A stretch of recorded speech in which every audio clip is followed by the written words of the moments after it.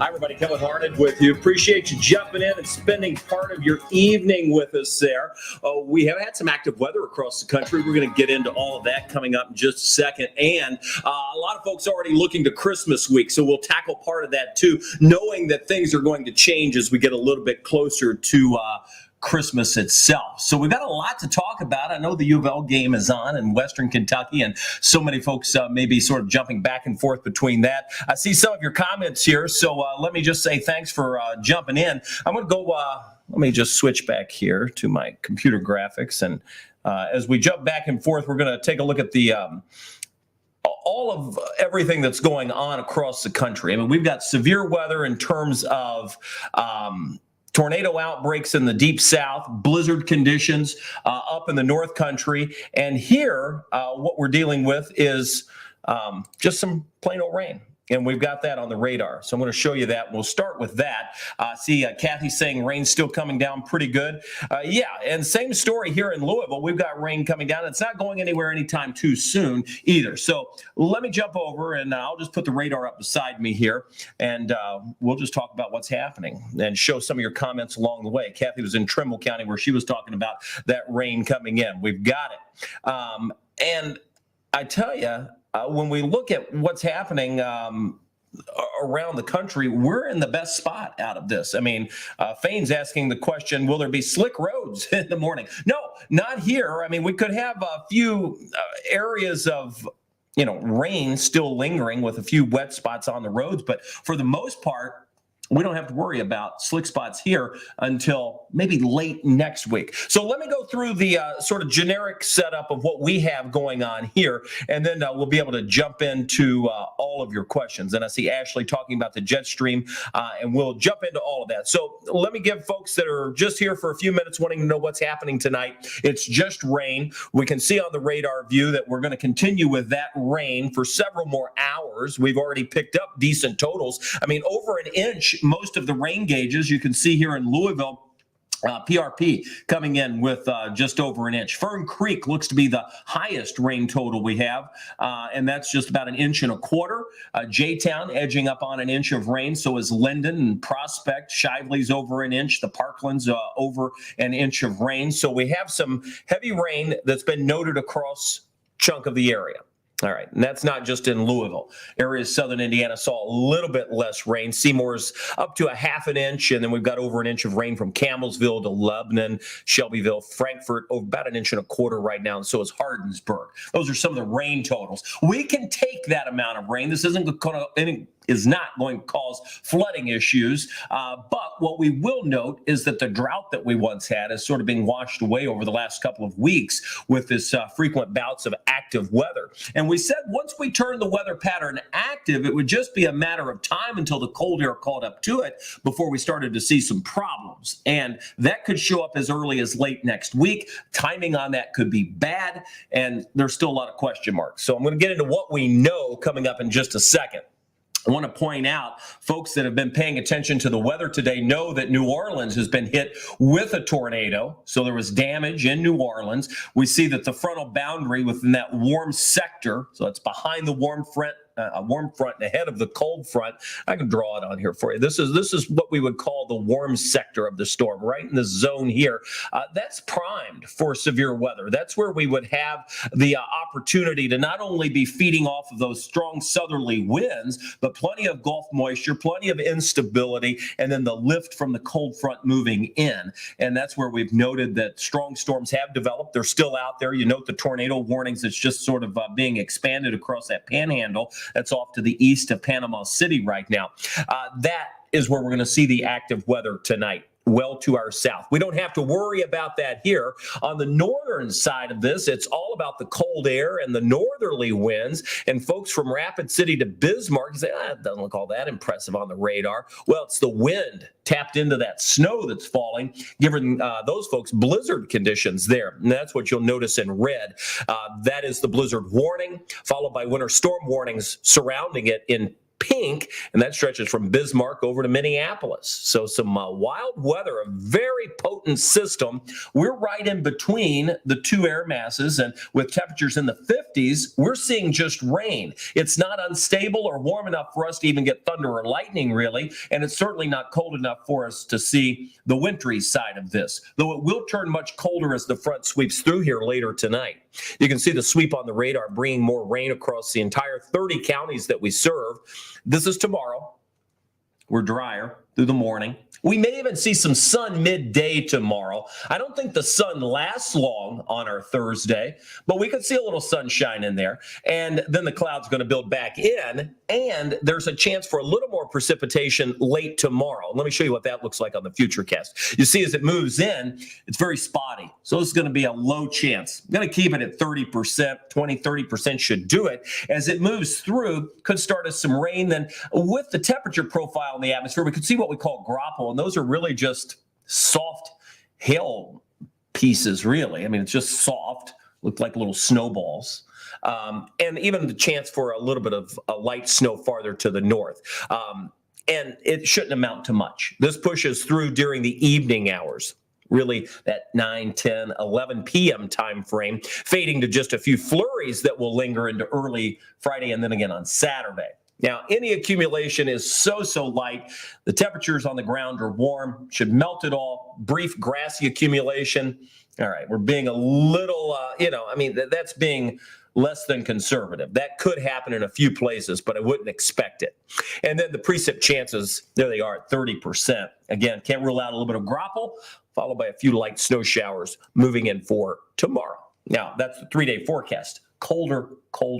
Colder, and it gets even colder as we head toward mid to late next week. We're talking highs that may stay in the teens for some by that point. This cold air that's on the move, cold air is dense. There's no stopping it. Almost all of the guidance that we have that looks that far out, and there's not a ton of it, but both the American GFS model and the European model, looking that far out, show this core of cold air moving in across a good chunk of the country. So it's not like it's just going to affect the Ohio Valley. This is across a good chunk of the United States that this cold air becomes dislodged from the North Pole and dives down across the continental United States. More on that in a second. Meanwhile, this first push of cooler temperatures will take us back into the 30s for highs for Friday and Saturday. So that's what we're looking at in terms of the near term. Rain tonight fades away. Flurries are possible Friday, Saturday. The temperatures fall. We're back in the 30s by the weekend. That sort of sums it up. Let me get to a few of your questions, and we'll just take as many as we can find here. And appreciate your reports, too. Cheryl saying they've had 3/4 of an inch of rain in Kaminsky. And that's so far better than none. I agree. We need the rain. I mean, you don't want to go into the winter season or bounce back into the spring season with a deficit. So that's nice that we at least have caught up to where we needed to be. Corrine's saying the winds picked up a little in J-Town. I suspect we'll see some wind move in as the front itself approaches, but shouldn't be anything too abnormal. 15, 20 mile an hour winds possible with this. And then Shonda's asking from Jeffersonville, just got home from work, rain heavy and then slack up. Yeah, that's what we've seen here at the station. I've been out a number of times back and forth to the weather garden today, and same story. We've had, pockets of heavy rain, big drops too, and then other times not much at all. So that's what's been happening around here. Christine says, what would happen if all of this rain was snow? On a 10-to-1 ratio, what we'd have we got an inch of rain, that'd be 10 inches of snow on the ground. That would be impressive.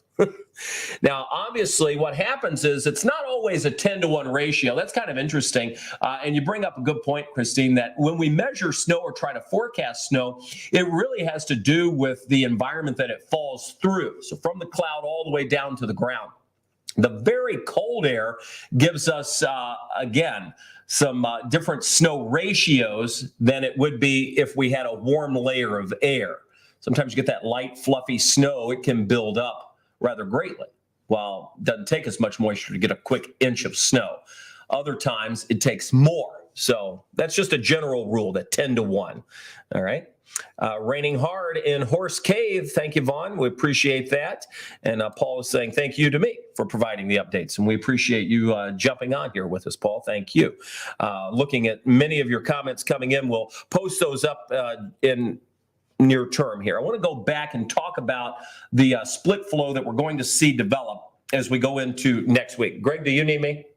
Nothing. Okay. So I was asking for some information coming in out of New Orleans. I thought we may be able to show you a live picture or something from some of the storm damage down there, but there's nothing up yet. They're all getting ready for their late newscast down there. Of course, it's 8:43 there. So if we see something pop into some of the feeds, I wanted to show it live, so we'll do that. Let's, in the meantime, talk about this cold plunge next week. The polar air is on the move. The polar plunge is real. The Arctic attack, the invasion of the cold Arctic air is going to be moving in. Right now, it is across the poles. You can see it right up to the northern part of the world. Now, here's what happens as we put this into motion. You're going to see that as the jet stream sort of buckles and releases that cold air down, it is able to loop right across us. And it's not just us here in the Ohio Valley, as I mentioned. It is a good chunk of the country. And as this happens, this will set up a zone that will have the opportunity for wintry weather.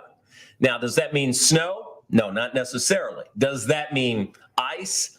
It doesn't mean that necessarily. It means a sharp drop in temperatures is almost guaranteed at some point as this Arctic air moves in because of the nature of how Arctic air works. It's cold, it's dense, it moves. There's no stopping it typically. It takes a tremendous force to hold it back. And we don't have that. It just doesn't exist. And I don't expect that it will exist by the end of next week. Now we're starting to get into that window where many of the agreements, so all of the ensembles, we would call them, members of the long-range forecast are becoming more agreeable that cold air will be moving in. We noted this about 7 days ago, maybe even a little longer than that, saying, hey, boy, by Christmas, it looks like it could turn much colder. And if you remember last Christmas, see, a lot of people always say, they're like, oh, of course, they say that every Christmas. Oh, there's a chance for a white Christmas. No, we don't say it every Christmas. Last year, we had record warmth. It was in the mid-70s. There was no chance of a white Christmas. This year, there is a chance because the pattern is flipping and we're going to be cold. The first flip in that is what's coming in tonight and through the weekend here. It's a push of cooler temperatures. It's going to take us into the 30s for highs. That's one part. Now, we're already on the cool side as we slide into next week. That allows some of that colder Arctic air to dive in. As that takes hold, what we will note is even colder temperatures by late next week. I'll show you those. So let's talk about this wintry zone that sort of sets up. And you can see the cold air diving in. We go from temperatures that are not far from 40 degrees by, I'd say, Tuesday, Wednesday, to by the end of next week, struggling to reach 20 degrees.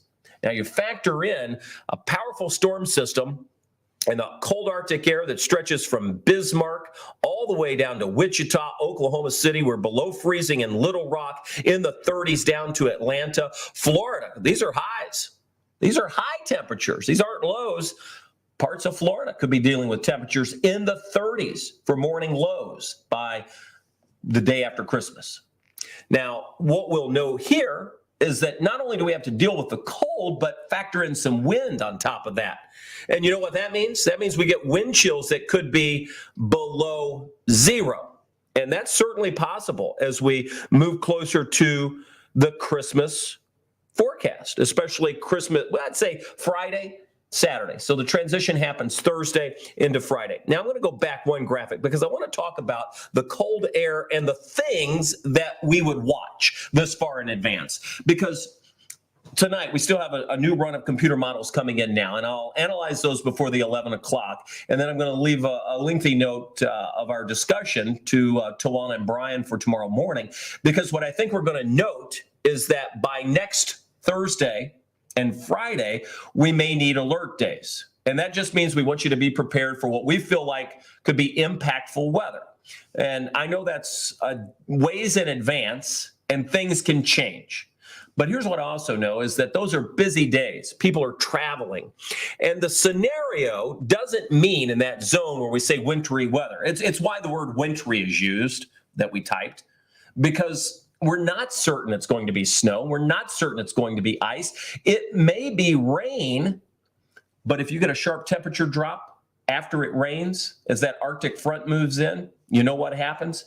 If you get a sharp drop in temperatures, which looks likely with a system like this, we could freeze up. A flash freeze could occur. So everything is on the table. If we're entrenched in the cold air, it could be snow. If we're in the sort of on the dividing line, we could see a little freezing rain. That's a little less likely, but more likely we'd see a flash freeze. It's possible. So we're throwing out the scenarios that look possible this far in advance.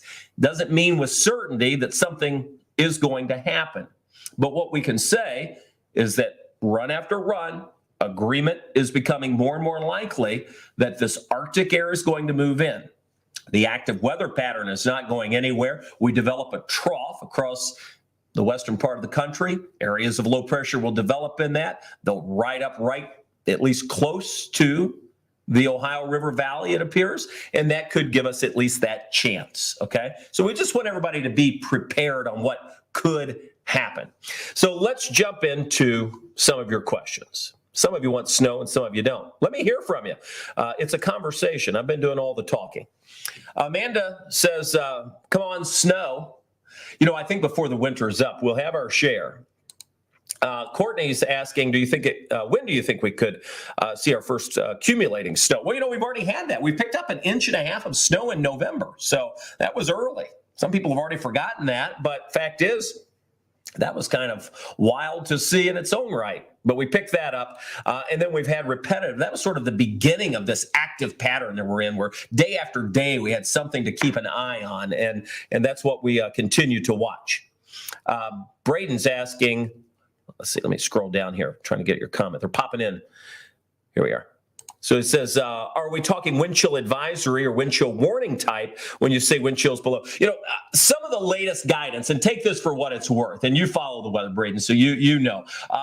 We're not just talking like -1, -2 degrees below zero on the wind chill. We could be talking 10 to 20 below on the wind chill if the cold Arctic air settles in during that time. And we're talking wind speeds 30 to 40 miles an hour. That's that sharp temperature drop followed by those bitterly cold wind chills. It is possible. Now, we're a week away. Are some things going to moderate and change? That's possible too. But is it going to go completely away? Not usually. No. And if it does, then that'll be a first. It doesn't typically just wipe itself off the map like that. Let's see. Shonda back again. Either one makes me think it's just too cold. Me too. I kind of like the sunny 75-degree days. Where do those go? We don't even have those anymore, do we? It's like one or the other. Hey, Kevin. Hey, Jamie. Back at you. Angela says graupel, a fine German word, which translates to sleet in the English language. Yes. You know, and so everybody talks about graupel because it's like, oh, what are those? It's bouncing. Oh, that must be hail. No, not exactly. They're very soft pellets, ice pellets. You know, you can sort of squash them. And it's like, oh, those are like small snowballs that just fell from the sky. That's wild. They'll be like, oh, it's hailing. No, it's not really hailing. It's graupel. So it's possible to see tomorrow in a few places. Courtney loves the snow. Is she alone, or do we have other snow lovers out there? And here comes Ashley saying, so used to alert days being for tornadoes. Yeah, you know, and that's true too. We haven't had, this has been the longest stretch. We developed the alert day concept, and you've seen some other stations across the country take it on too. First alert weather days, alert days. But, you know, we sort of adopted it, I'm trying to think, maybe like 7 years ago. And we actually have strict criteria for it. So it's not just like on the whim, we're like, oh, that's an alert day. And what would make this one sort of verify as an alert day this far in advance, or qualify, I should say. And we do track the ones that verify, by the way. So our alert days, it's a rigorous process for us to sort of flag that. So if we do flag a day as an alert day, just know a lot of work's gone into that, because, you know, we don't want you to be sitting around being like, oh, They always talking about alert days. Now, that's not always the case. And in fact, we're in our longest stretch where we haven't had an alert day. Alert days are simply meant that the weather may impact your plans negatively. Obviously, if it's just going to rain like today, that's not an alert day. We don't want to cry wolf, in other words, but we do want you to know that, hey, if there is something that could potentially cause problems, serious problems, we're going to let you know as early as we can. And I think with so many people traveling next Thursday and Friday leading right up to Christmas, that we need to get the alert out early. And so that's why tomorrow, if all of the guidance tonight and early tomorrow looks the same, tomorrow afternoon, I would fully expect to see on next Thursday and Friday the alert day tag, because we're looking at that closely. And unless something really changes over the course of the next 24 hours, that's likely to be the case if all the agreement still comes in. Now, contrary to that, if it's not as agreeable tonight, we may hold off. And if it starts to look like it's going to ease up a bit, or the timing may be a little bit different, we may retract it. So it's all about giving you the earliest alert, because some people may say, hey, you know what? I'm not going to deal with that heavy rain, the wind, maybe the potential for wintry possibility, whatever it is. Maybe I'm going to leave to go to grandma's on Wednesday instead. Or maybe I need to make sure my home is buttoned up and warm, because I don't want my pipes to freeze. So there's a lot of things that go into, hey, if you're leaving town, this has to happen, that has to happen. I didn't count on the temperatures plummeting down to zero. Those are the kinds of things we want to keep you ahead of. All right, enough of that, right? Let's see. I was sort of on my alert day soapbox for a minute there. Here we go. Laura, I'll take 75 from last year. Yeah, me too. I have a hard time, actually. I was thinking back to it. And I was like, that was nice. I had a hard time remembering it for a minute. We were talking about what was last year. And then we started looking. We're like, oh my gosh, yeah, remember it was very warm. No snow, no cold. Yeah, Elaine wants us to move south. Sounds like. I'll go with you. I hear you. And then there's Candace, who's like, no, I want the snow. What about the white Christmas? So what happened to all the people that wanted the white Christmas? Doesn't everybody want a white Christmas, right? I don't know if I do. Let's see. I love snow on Christmas. Even a dusting counts in my books. And Amanda says that, they have some weird, it's like at 7 a.m., 1 inch of snow on the ground, or yada, yada, yada, classifies as a white Christmas. So we'll see how close we get. Here's what I know for people that have been asking. I was over at the grocery store the other day, and I got stopped by a couple of folks saying, what about a white Christmas? And I said, well, the first stage looks to be moving in, and that's the cold. You can't have a white Christmas without the cold, and it looks like the cold will be here. So we're on our way. So at least we haven't ruled it out. This year, the odds of a white Christmas are up higher than normal. I think it's in the 30% range right now. I'll try to show that on the newscast. I'll have to do a couple calculations there, but should be close to that 30% range, which is pretty high. I mean, a normal average of white Christmas is nowhere close to that. Kathy's saying she's ready for snow, and especially at Christmas. And here comes Timothy saying colder air moving in allows that awfully dry slotting and lessening any snow amounts. Yeah, and to me, I'm not looking at this as a big snowmaker. It doesn't mean it wouldn't be, but I'm worried about the rainfall because, almost all the precip falls ahead of the front itself. I mean, in this scenario, that almost always works out to be the case because the true cold air isn't going to be in place. We're having highs in the 40s. Okay, next week, upper 30s, low 40s. That's above freezing. So we have to get the core of the cold Arctic air in place, but the precip is likely going to outrun that. Now, the bad news is it outruns it only by a couple of hours. And this is where the forecast gets really tricky. And this far out, there's no way to really nail it down. But if the scenario happens like that, we get the cold Arctic air moving in, the moisture's out ahead of it, we fall as rain, and then what happens is that temperature drops 30 degrees in a 12-hour period. You get the drift. You wind up freezing everything up. The roads become a skating rink because that could be a flash freeze scenario. That's really what I'm worried about because that's the most dangerous. Now, does that mean it's what's going to happen? No, I don't know. Don't know yet. We'll just have to see. The polar, yeah. So this is, as it breaks off, we could call that the polar vortex, Cheryl. It's spinning around the North Pole, and as it moves down and sort of breaks off, it moves into the United States. Call it what you wish. The polar vortex is on the move. Anita says it's beginning to look and feel a lot like Christmas. Certainly we'll be feeling like it. We'll see if it looks like it. We still have a week. We're over a week away, and tomorrow's that week away from Thursday, Christmas Eve, and Christmas Eve, I guess, since Saturday is Christmas Eve next week. Anyway, my point is a week away from what we would consider the potential alert day, next Thursday and Friday. Hope it's not too cold to snow. That has happened before. Well, sort of. Lisa mentions that, and we could go into a bunch of scientific jibber jabber on here, but really, can it be too cold to snow? What happens is the air dries out the colder it gets, so we lose that density of the moisture. So in that sense, maybe, but in general, it's just a lack of moisture, not necessarily too cold to snow. It'd have to be very, very cold. I don't think it's going to get that cold. Let's see. Elisha saying hello and right back at you. Several folks rooting for snow.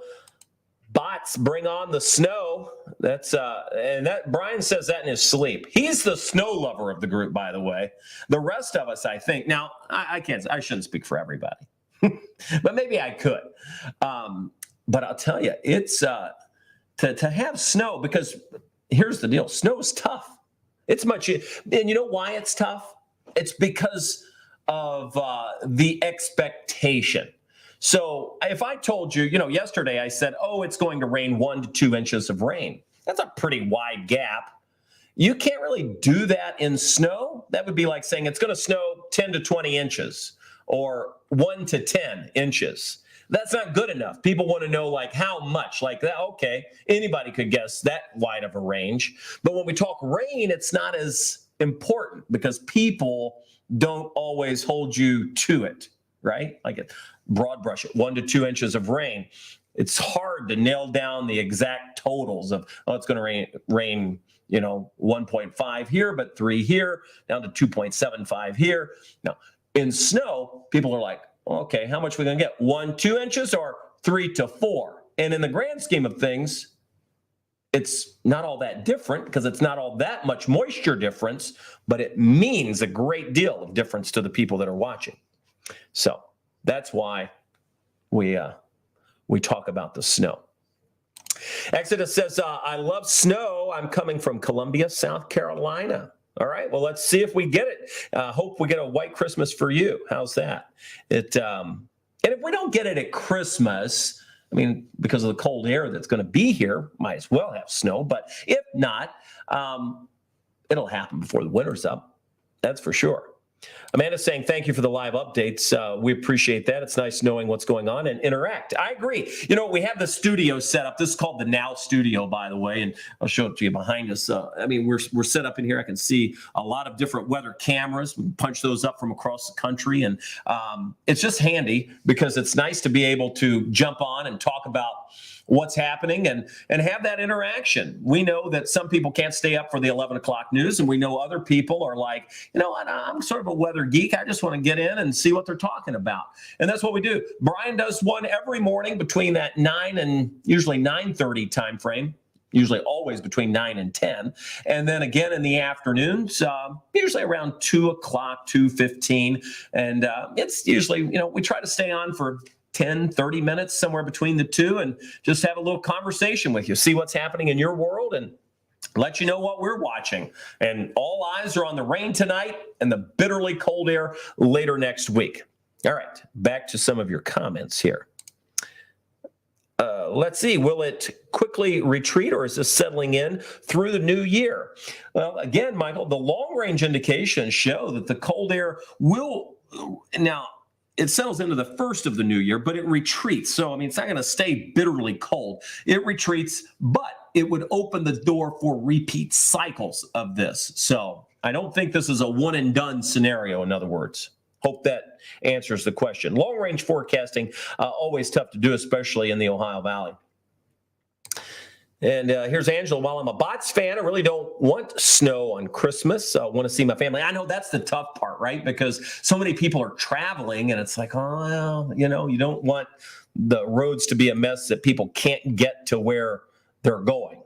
So fingers crossed that it's a rainmaker. It can dry up before the temperature crashes, and we move on and just have to deal with the cold. We can handle the cold. It's the ice and the snow that sort of trip us up. And on occasion, rain here in Louisville. This morning's rush hour was a mess. All right, let's see. Hoping for a white Christmas, says Kathy. All right, we'll see. Some people are going to get their wish and some people won't. It's the way I see it. I'm trying to look through some of the comments. Here's Debbie saying, it's about time Bardstown gets snow, KNED. In 2004, all we got was ice, and everyone 12 miles north got a lot of snow. Yeah, all right, that's true. And we've had several years like that where it's like, boy, it piles up here, but just, 20 miles away, it's like, yeah, I didn't get hardly anything. So we'll see how it works out. All right, let's see. The computer is like being jerky here, so I'm looking through. Oh, yeah, maybe Wilma has a better idea. So Cheryl says, I'm a big Bots fan, and then Wilma chimes in with, is that Bring On the Sunshine? That's where I would be. I'd be like, all right, I can handle like one big good snow. Let's get it and get it finished. I'm good with that. But Brian, he came up with the whole Bots Bring On the Snow, and that's what it means, though I prefer Wilma's saying, bring on the sunshine. And then Jessica's late. Any accumulation or just flurries? This go round just flurries, and that'll be Friday and Saturday, Jessica. So no big problems. Some folks are like, hey, what about sledding? And then Timothy says 28 degrees and a low moving up from Louisiana to the Apps would be a good thing after Christmas. We'll have a white New Year. Yeah, you got it. 28, move it up. Here's what we don't want to happen. We don't want to run into next Thursday at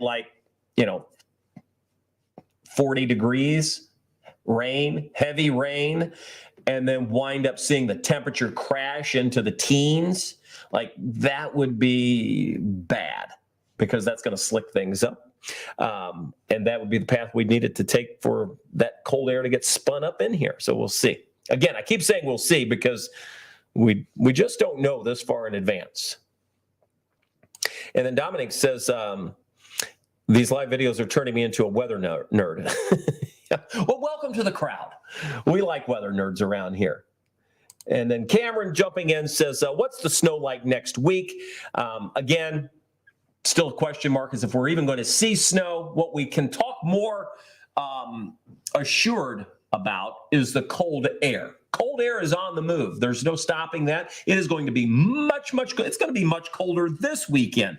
But even this weekend, it's going to be much colder the following weekend. So that's what we sort of can speak with more confidence about. As far as the wintry precip, question mark. Don't know. But if you have the cold air in place and the active weather pattern, which looks like it's not going anywhere, sticks around, then we're going to set the stage somewhere nearby for some problems.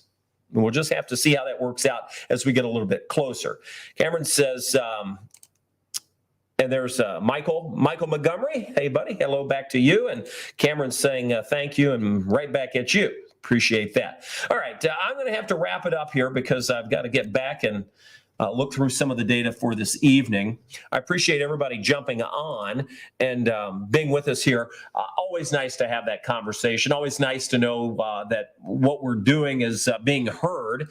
And with that said, I just want you to know that we try to give you that earliest sort of warning, if you will, about what's to come, because we know that it could impact your plans. Pay attention tomorrow. See if we flag next Thursday and Friday as alert days. If we have, that means data's coming into agreement to where we say we could have some issues. And mainly it would be travel issues that we're looking at, because that's really the only reason we do it that far in advance. So we'll watch that closely. We know that so many of you have plans for Christmas, whether that be near or far. And with the temperature crash, that can cause its own problems.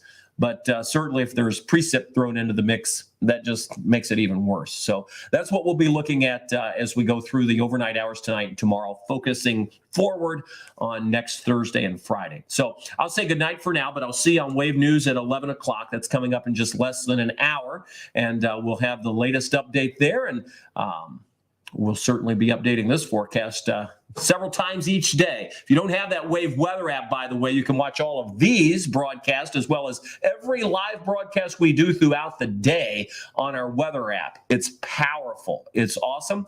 We have obviously this channel, which is our streaming platform.